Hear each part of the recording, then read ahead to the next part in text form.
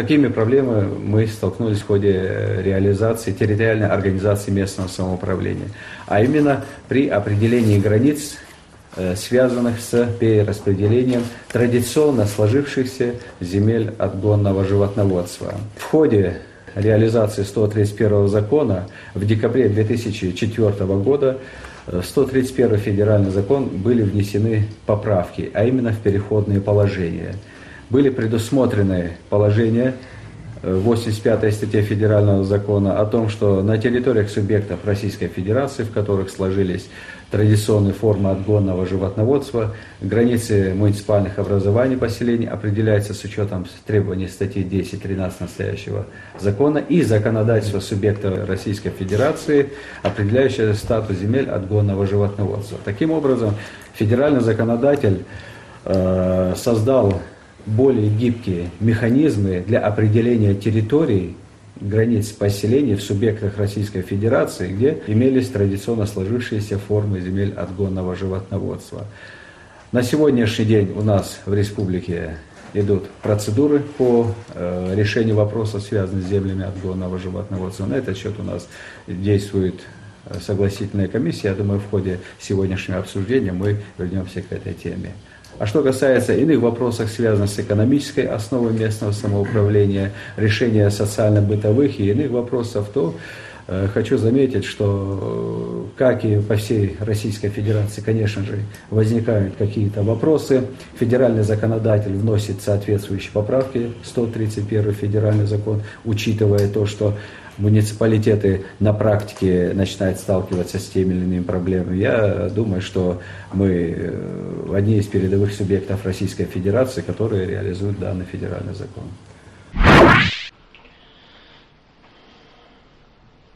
Но слушая Каширокова, понимая, что жизнь ничему не учит властей Кабардино-Балкарии, они продолжают нагромождать проблему на проблему, потом это все превращают в кашу и приводят к хаосу.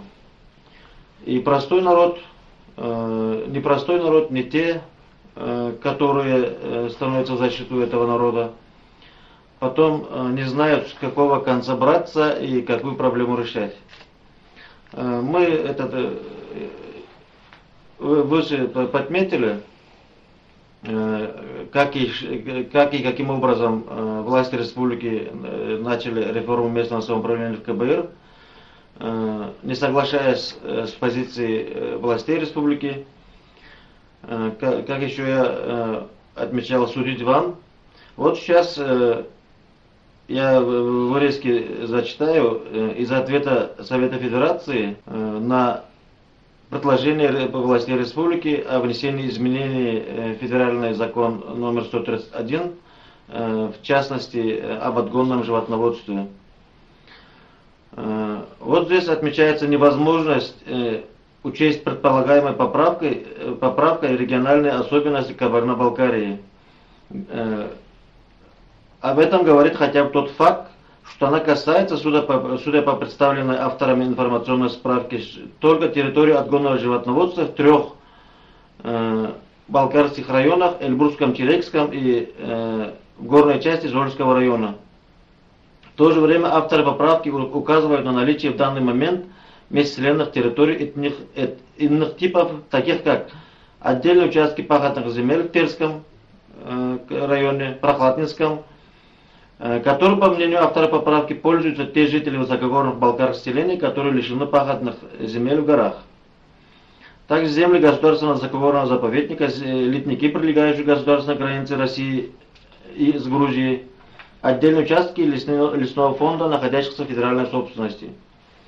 Уже не один раз общественность высокогорных балкарских сел заявляют, что они не требуют закрепления за этими селами пахотных земель в Терском, Прохладнинском районах, потому что это анахронизм уже при капитализме. Но власти республики усиленно пытаются привязать эти участки к балкарским селам, хотя уже многие годы население от этих участков ничего не получает, с тем, чтобы обосновать выделение территорий, межселенных территорий в горной части республики.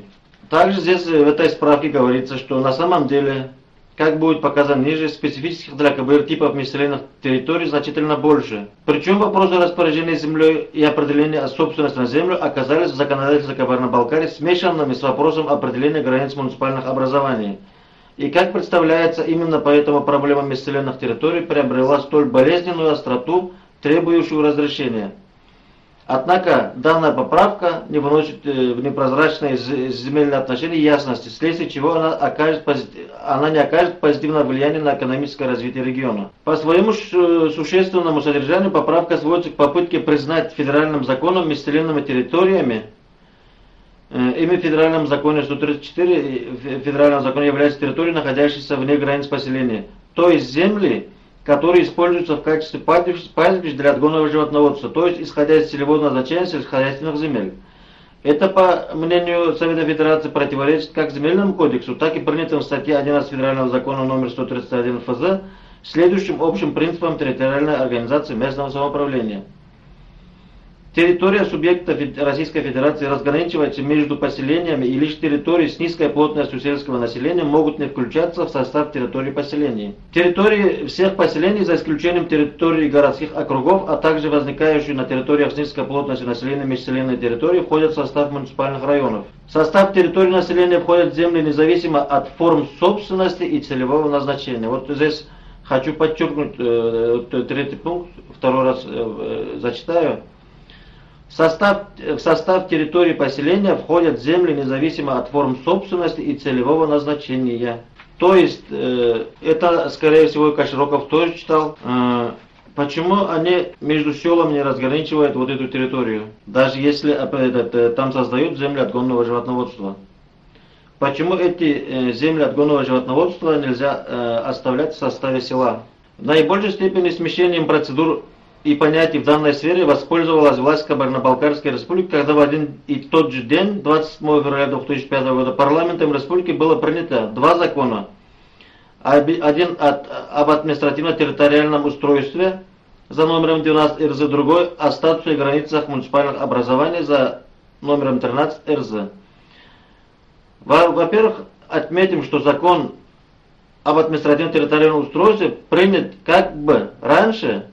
Он имеет 12, а не 13, что позволило формировать муниципальную карту республики, опираясь на как бы заранее установленную систему административно-территориальной единицы. Например, описывая границы города Нальчика не как муниципального округа, городского округа, а как административно-территориальной единицы города. В состав города оказались включенными 4 населенных пункта: Адиюх, Белая речка, Кенжа и Хасания, чем перекрылась возможность создать там самостоятельное муниципальное образование. Органы власти, которых получили бы право распоряжаться муниципальной собственностью, в том числе земельными ресурсами в границах муниципального образования. В принятый позже закон о статусе и границах муниципального образования было включено то же самое описание границ Нальчика, но уже не как города, а как городского округа.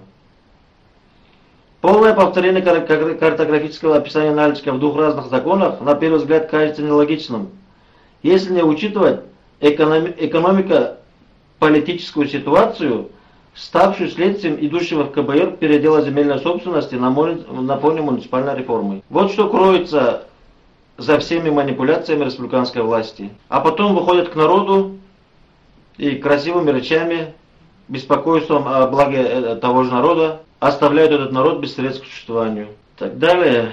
Во-первых, вопросы вызывает сам по себе правовой прецедент, когда при описании границ муниципалитета возникает как некая данность межселенная территория. Во-вторых, вопросы вызывает признание земли межселенной территории вовсе не земли вне поселения, то есть земли, переданные муниципальным районам, а введение земель особых типов собственности и порядка, распоряжения ими. Так и в старой, и в действующей редакции указанных законов фигурируют самые экзотические типы земель межселенной территории. Например, такие как земли межселенной территории, находящиеся в распоряжении Кабарно-Балкарской республики. Земли межселенной территории, переданные селу Алтут. Заметим, что село Алтут имеет статус сельского поселения в Прохладинском муниципальном районе. Земли межселенной территории урочища Гедука. Землями с на территории федерального государственного учреждения Нальчикского государственного опытного лесоохотничьего хозяйства. Землями с на территории государственного земельного запаса. Землями с на территории государственного природного национального парка Прельбрусье. Землями с на территории ГУП Хаймаша. И это еще не весь перечень.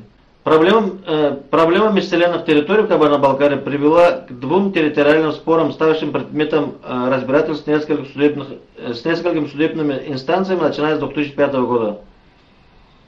Один спор возник при описании земель сельского поселения Эльбрус и связан с умещением части его территории. Другой спор связан с присоединением без учета мнения жителей города Нальчику нескольких сельских поселений. Во-вторых, к тому же были ликвидированы представительные органы местного самоуправления. Точку, как бы, можно добавить. В многочисленных судебных спорах поставил Конституционный суд Российской Федерации, который в своем определении от 3 апреля 2007 года установил, что выделение межселенных территорий допускается только на территориях с низкой плотностью населения.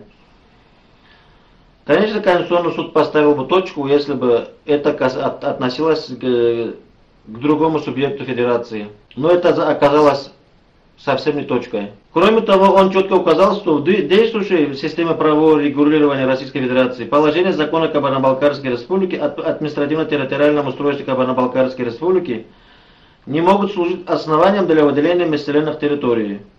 Гарантируя право населения на осуществление местного самоуправления, органы государственной власти Кабарно-Балкарской Республики обязаны учитывать вытекающие из федерального закона об общих принципах организации местного самоуправления в Российской Федерации требования о разграничении всей территории Кабарно-Балкарской Республики между поселениями.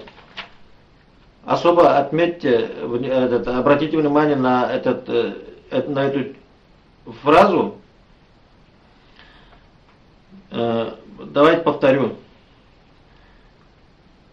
Гарантируя право населения на осуществление местного самоуправления, органы государственной власти Кабарно-Балкарской Республики обязаны учитывать вытекающие из федерального закона об общих принципах организации местного самоуправления Российской Федерации требования о разграничении всей территории Кабарно-Балкарской Республики между поселениями с учетом отнесения к территориям поселений исторически сложившихся земель населенных пунктов, прилегающих к ним земель общего пользования, территории традиционного природопользования, исторических форм отгонного животноводства.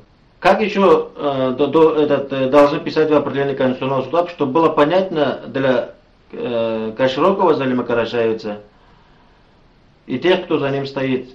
Я не юрист, но даже мне понятно, это как здесь должно быть, а Каширокову тем более должно быть понятно.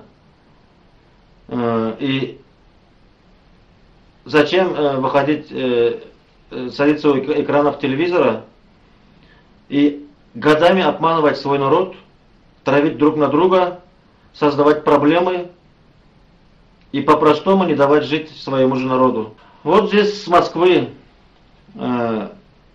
тоже видят, вот в следующем Кашироков скажет, что у них все согласовано с Москвой, их понимают.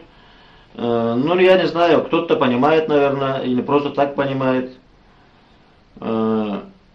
Но есть, которые не очень понимают руководство Кабарно-Балкарии. И что они пишут, далее еще зачитаю.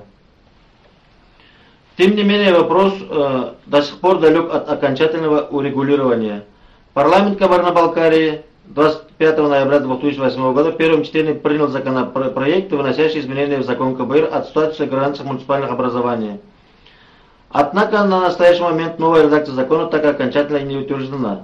По данным вопросам парламентом республики создана согласительная комиссия, задача которой объявлено предварительное рассмотрение инициатив органов местного самоуправления по вопросам изменения границ муниципальных образований. Самые активные представители балкарской общественности в нее не вошли, требуя исполнения определения Конституционного суда РФ. Кроме несоответствия нормам российского законодательства, поправка не отражает и реальную ситуацию с отгонным животноводством, масштабы которого существенно сократились. По нашей информации, в отсутствии колхозов и совхозов, отгонным животноводством практически не занимаются хозяйства населения. Соответственно, нет споров между отдельными кабардинскими и балкарскими поселениями за так называемые отгонные пастбища для простых жителей этих поселений. Вместо колхозов теперь есть лишь несколько частных, относительно крупных хозяйств, заинтересованных в долгосрочной аренде земель. А также есть экономический интерес нынешних арендаторов, среди которых имеются самые разные субъекты, включая структуры республиканской власти, ГУПы и прочее. Заметим, что ссылка на дагестанский опыт автором пояснений к поправке приведена некорректно, поскольку в Республике Дагестан вопрос с землями отгонного животноводства решается не через установление границ поселения и введение населенных территорий, а через форму собственности на землю. Базовым законом по данному вопросу является закон Республики Дагестан от 9.10.1996 года за номером 18. То есть мы тоже изучали опыт Дагестана с землями отгонного животноводства. Сегодня ситуация там еще хуже, именно по части отгонного животноводства, чем у нас. Но Кашироков, наверное, знает, что на землях отгонного животноводства построены уже села, даже школы имеются. Села есть, на карте их не существует. И мы не будем вдаваться в подробности, к чему это приведет и так далее. Мы обсудим ситуацию в Кабардино-Балкарии, проблемы, возникшие в ходе реформы местного самоуправления на территории Кабардино-Балкарии.